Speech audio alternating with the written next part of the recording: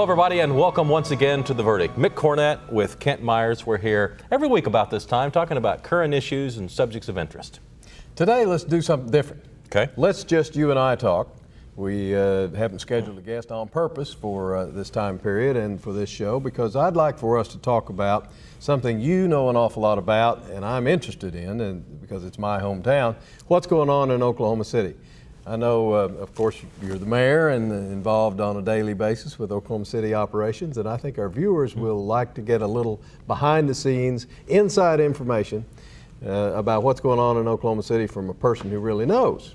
Well, it is one of my favorite topics, talking about Oklahoma City, but there's also a lot of municipal issues out there that are universal to Tulsa and all of the suburban communities as well as rural Oklahoma, because the way that municipalities are funded is universal from the large city to the smallest city. So I think there is a lot of interest in this type of topic, and I share there's a lot of interesting information that I'd like for people to know. So thanks for giving me the opportunity. Well, we'll look forward to hearing from it.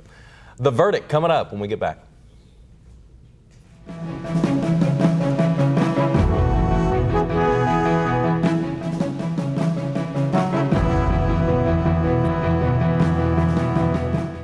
For one Oklahoma-based company, success didn't happen overnight.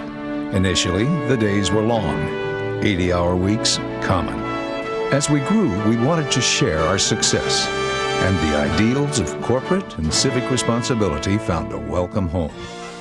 Today, we're the largest investor in the Sooner State, and a source for exciting, new, high-quality jobs. We're Chesapeake Energy, committed to building a better Oklahoma. All children deserve a life of hope and love, but sometimes they experience a life of pain, neglect, and abuse. When that happens, each child deserves all the quality assistance and representation that can be offered in our legal system. For more information, call 23-CHILD. Oklahoma Lawyers for Children, helping to bring hope and love back to the lives of abused children. Hi, I'm Court Diffie. With all of the change that has taken place in the car industry in the past decade here in Oklahoma, it's hard to find a family-run business anymore. One of the things that makes us different, that if you visit any one of our 3 locations, you're going to find one of our family members there ready to help you. Does that really make any difference? We really believe it does. So I invite you to come out and experience the Diffie family difference and decide for yourself.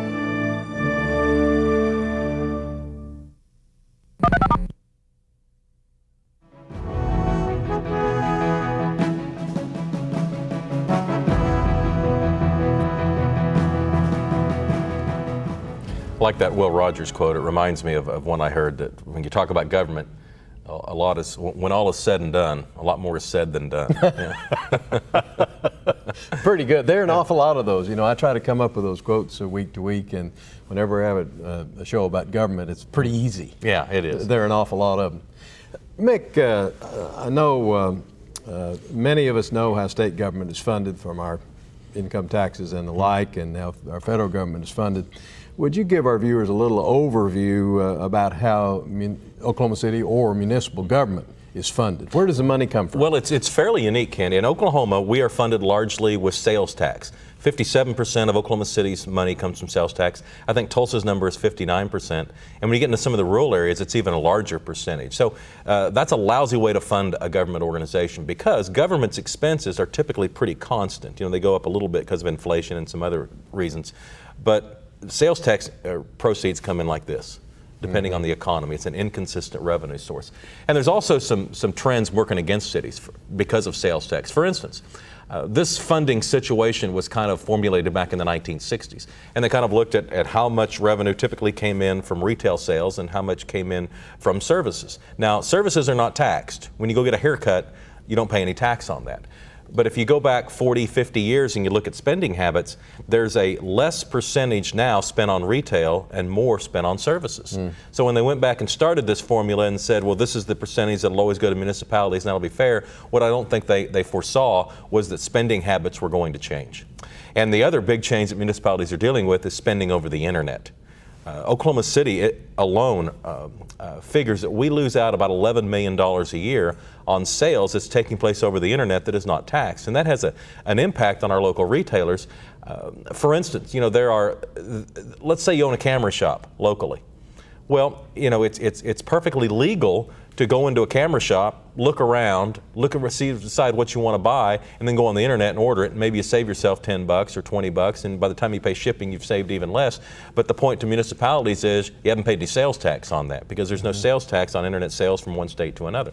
And so you see that trend going, and you see the retail service trend moving, and municipalities look long term and they see they're in real trouble. Now, Oklahoma City is doing really well from an economic standpoint, so to a certain extent we're buffered, but you can't grow yourself out of that paradigm. And for the smaller municipalities, those that don't have a Walmart, to be more specific, if you don't have a Walmart in your community, you're in big trouble. And it looks as if the county seats in the rural areas have the Walmarts, most of the other cities do not. You look down the line and you say, well, how are they going to fund themselves? And there's no solution under the current system. Well, we know at the national level, any revenue measure must start in the House of Representatives, can't start in the Senate. At local level, or state level, I should say, we have some limitations on when taxes can be assessed and what has to go to a vote of the people and so on. But I take it municipalities can assess an increase in the sales tax by a vote of the council, or how does that happen? No, it has to be a vote of the people. Vote of the people. Yeah, you have to go to a vote of the people and ask them to increase their taxes, which, we have done with maps, and we've done it with maps for kids. We've done it with sunset clauses so that the citizens could see when the tax would end, and we've been pretty good about making sure it ended when we said it would. Yeah, so the municipalities do have an answer, but at the same time, we live in an age where there's a tremendous movement against taxes in general. And sure, it's hard to get people to vote for a sales tax for their city, especially if they don't foresee an added product or service coming for it. In Maps and Maps for Kids, the idea was you went to the voters and said, if you'll fund this, we're going to give you this. But can you go to a voting public and say, we're not going to give you anything you don't have now, we just need it to make ends meet? Well, I think that's why most municipalities out there, and especially the rural areas across the state, would say, that's just a tough sell. How are you going to get 51% of the voters to give you more money when they're not getting anything out of it that they don't foresee? Because they believe, and you can certainly make this point too if I was on that end of the argument, if you did it last year, why can't you do it this year? What's changed? And those two big picture trends are moving against them, but there needs to be a better answer fundamentally, and we need some enabling legislation at the state to have some sort of revenue neutral tax adjustment. And there's lots of ways you could do it. The point is, we don't necessarily need to give more money to cities, but we need long-term to differentiate between how they're funded so that the cities are able to grow, not at the expense of everything else. Well, speaking of city revenues, we'll talk about expenditures here, I hope, in a little bit, but we know that Oklahoma has a balanced budget amendment to the Constitution. The state has to have a balanced budget. Obviously, the federal government does not, because that brings us into a discussion of deficits. What about the city? What's its status? Same thing. We have to have a balanced budget on June 30th of every year. Cities have to have their budget for the next year put in place, and it has to balance at the end of the year. So you come up with, you put your financial people in line, and they come up with their best guess about how the finances are going to go. In Oklahoma City this year, we're growing at about a 3 or 4% rate, which is pretty standard. Our general fund budget was $287 million the current fiscal year. We're probably looking at a $300 million general fund budget next year. But it has to balance. And we went through the 90s in a period of growth, and I think municipal expenditures filled the gap or filled whatever was there.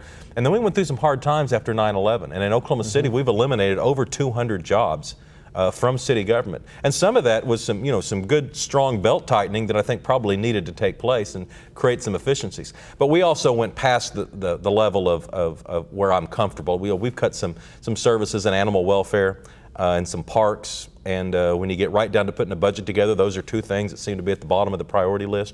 They took some especially hard cuts. In Oklahoma City, we've tried to protect public safety to the extent that we can.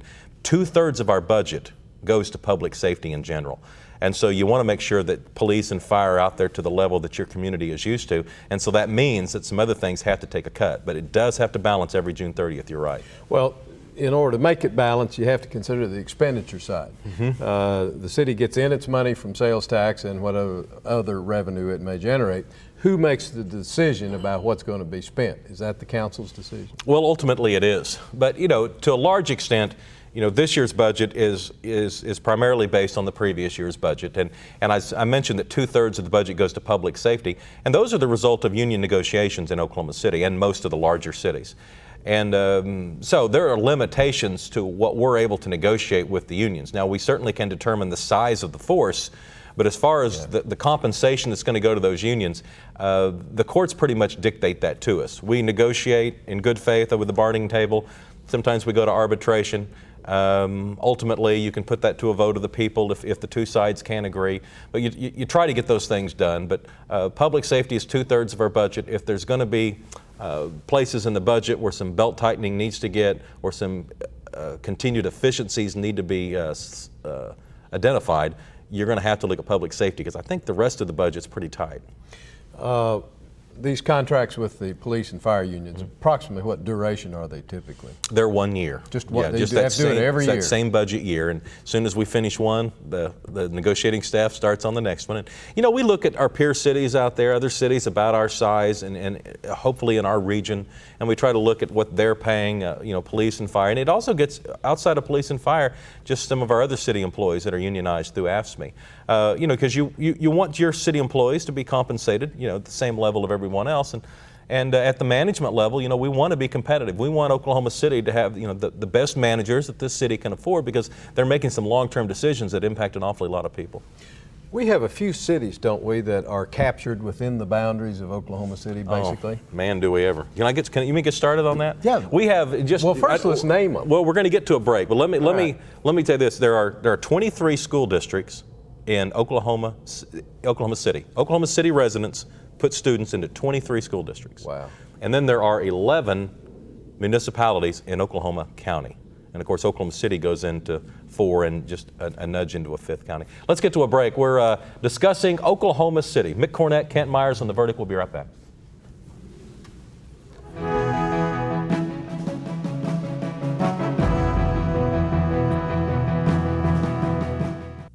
The Journal-Record is pleased to be a sponsor of The Verdict. The Journal-Record, since 1903, the best source of Oklahoma business news and legal information. And Blankenship has stopped at the line of scrimmage. No gain on the play. Leaving it 4th and 7 on the Tiger 46-yard line. 38 seconds on the clock. The Tigers have no choice but to go for it. Wiggins in to do the kicking. Here's the snap. And the kick is away.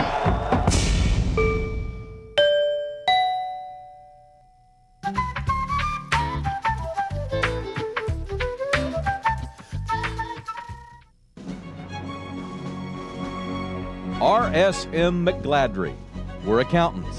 We do taxes, business valuations, estate planning, and consulting. And we're right here in Oklahoma working with the owners of small and medium-sized businesses.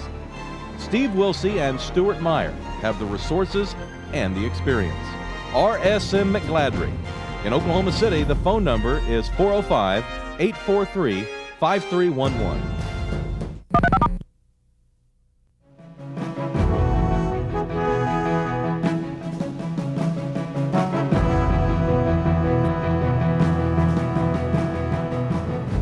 Welcome back to The Verdict. Mick Cornett with Kent Meyers. We're sort of interviewing ourselves this week, discussing Oklahoma City. And of course, Kent and I, both lifelong residents, are pretty much of Oklahoma City. But it's an interesting city, and it's interesting to see how we got to where we are today, because cities evolve. There's stories to tell.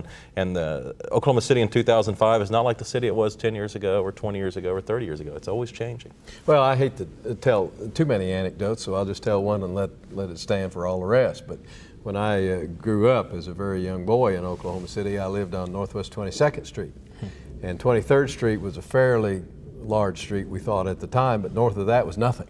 North of that was, the Shepherd Mall was called Shepherd's Farm, Shepherd's Lake. It was a farm and a lake, and beyond that was all just no city at all. Well, that's hard. And see, that was property that came in a land run. Yeah. And the Shepherd family got that in the run. So it's a long time ago. Before we went to the break, you were talking about 11 cities within the within the confines or landlocked in Oklahoma City, and I suppose they all pretty much have fire departments and police departments and the like. You're also talking about perhaps some, if depending on how revenue goes, might need some shrinkage or some hard look at the public safety issues. Is there any inefficiency there with each city having its own? Well, sure there is. There's 11 fire departments in Oklahoma County. And, it's pretty obvious just from looking at that number, though there's got to be some inefficiencies there. Why would you have 11 fire departments? And if you were starting 11 over, fire you would. chiefs. Well, yeah. Not picking on the fire example. chiefs, mind you. Yeah, well, and there are some cities around the country that have consolidated their county with their city, and that's one of the issues that's being discussed now. And I thought I'd just throw out some of the issues that'll be discussed. But public safety is probably the main one because 2/3 of our general fund budget goes to public safety. So if you're really looking at efficiency, if you're not going to tackle the public safety element, it's probably not worth the time and trouble to go at it. So let's look at public safety. What efficiencies are there? Well, basically you have police and fire when you're talking about the city. Well, it's tough to consolidate police service because there are different laws or different resolutions when you cross the street, literally. But I tell you, what the services that fire departments serve is a little more universal. Putting out a fire on this side of the street as that side of the street is pretty much the same. Responding to someone who's in cardiac arrest is pretty much the same on this side of the street as that side of the street. So there probably is some consolidation opportunities there. And I think you could do it where no firefighters would lose their job, service levels would not decrease. We have definitely some overlap. There are Oklahoma City fire departments who could serve an area that's largely covered now by another municipality's fire department. And so we always talk about things that we can go out and fund, and there's always new things that government and people in government are wanting to do. But I think until you've wrapped up your efficiencies where you're comfortable, then I think you have a tough time going to the citizens and saying we need more money to do this, because there's consolidation that could take place and save us some money right inside the city. Is there discussions you thought about or going on now about consolidation? Well, there is. I think what the smaller municipalities look at, and the citizens in those smaller municipalities, is that there is value to having their own fire department. And there's, they take ownership and they take pride in having their fire trucks with their municipality's name on it. I would just ask that, there's millions of dollars to be saved here. And those millions of dollars could be expended on something else that pride could be emulated from. To me, it's a fiscal inefficiency. And when I discussed this with the private sector, especially I came out of the television business, and I was discussing the idea of consolidation and how $2 million is being spent now, and they could spend $1 million for the same service level. And you discuss that with the private sector, and the general managers in the private sector will say, well, that's an easy decision. You do it. I mean, if you can save 50% for the same level of service, why would you not do it? The government takes a different perspective. And I think the citizens in the smaller municipalities, first of all, they live in these smaller municipalities. For whatever reason, they've chosen not to live in the larger city. And so, there's a little bit of a bias at some point anyway. And I think they don't necessarily want the city to start encroaching on their municipality. They like their independence. And they're willing to live with a level of inefficiency to have that independence. That's a decision that's indirectly being made by the people that live in these small municipalities who don't wish to consolidate.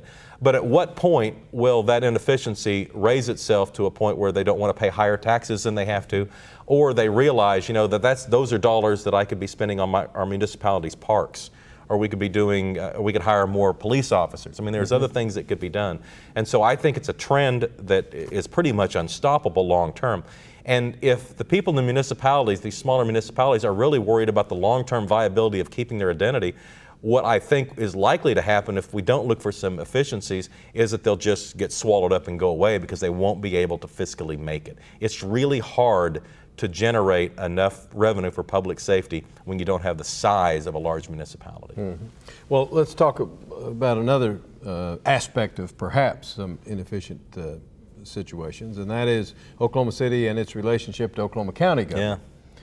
We've talked about Oklahoma City and other municipalities. Tell us about how does the relationship work between Oklahoma City and Oklahoma County? Are there any overlaps there? Well, the county could, coincidentally to your question, be part of the solution to that overlap of the inefficiency with fire service.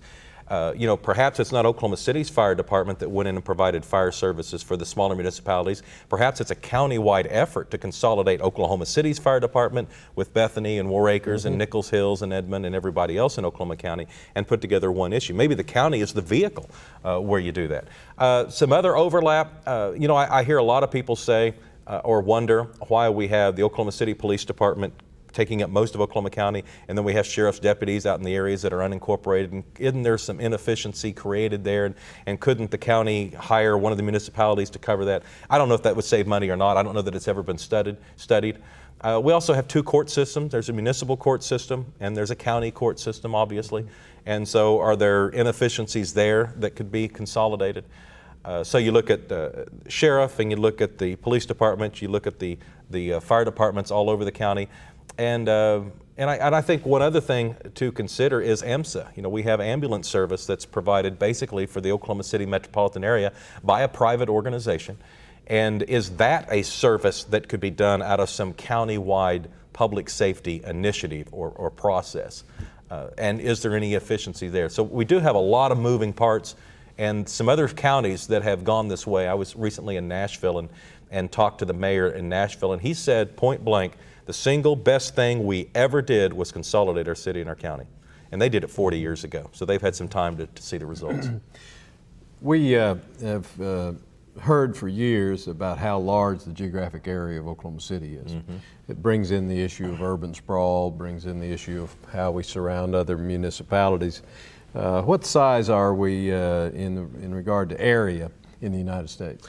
We're the third largest city in the United States, 620 square miles. Wow. And what about population? We have 530,000. We're the 29th largest. So third largest area, 29th largest population. So we're not very dense. We don't have the density that creates efficiency of larger cities. Well, and I guess that does put a greater burden on our fire departments and our police departments to cover that much area. Absolutely. We have roughly 1,000 firefighters and roughly 1,000 police officers in Oklahoma City. And part of the reason we have to have that many is not because of our population, but because of the area that's required to cover. And it goes into things like animal welfare. If there's a loose dog in the city, I can promise you it's not 4th and Broadway. It's at 152nd and Hiawassee Road. So the people that go out to pick up the stray dogs are going all over this area too. It's just an inefficient city to try to operate. Well, what's the city's attitude toward expansion, annexation? Is it trying to get bigger? We are not trying to get bigger. In fact, we indirectly, try to put up some anti-sprawl measures, but we're still very developmental friendly. And I know we're running out of time, but in general, one of the things we're looking at right now as we continue to expand on the perimeter of the city is what are the actual costs to the city government for the expansion on the perimeter. In other words, if someone wants to build 200 homes 15 miles from the city's core, what are the actual costs of that? Is it just the roads? Is it just the public safety? Is there water in that area for fire protection and things like that? And is it detrimentally hurting the people who live in the inner city? Are they having to subsidize the people on the perimeter? Kent and I'll be back more right after this.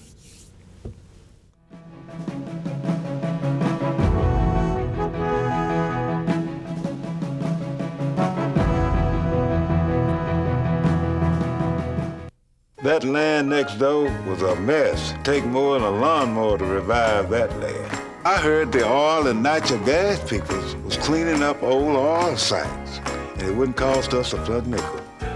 Oh yes, sir, it was quite a revival. The whole church showed up, want to make a playground for the kids. It sure is a blessing.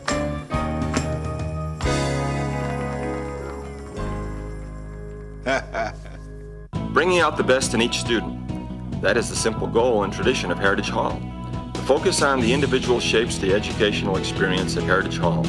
Each student benefits from small classes, able, dedicated teachers, a solid academic curriculum, and exceptional co-curricular programs of athletics, arts, community service, and other activities, parental involvement, personalized counseling, and the development of responsibility, integrity, and love of learning. If you want education taught with pride, then you want Heritage Hall. Mick, thanks very much for the interesting information about Oklahoma City. A couple of websites for information. OKC.gov has information about Oklahoma City, and theverdict.tv has information about us. See you next week.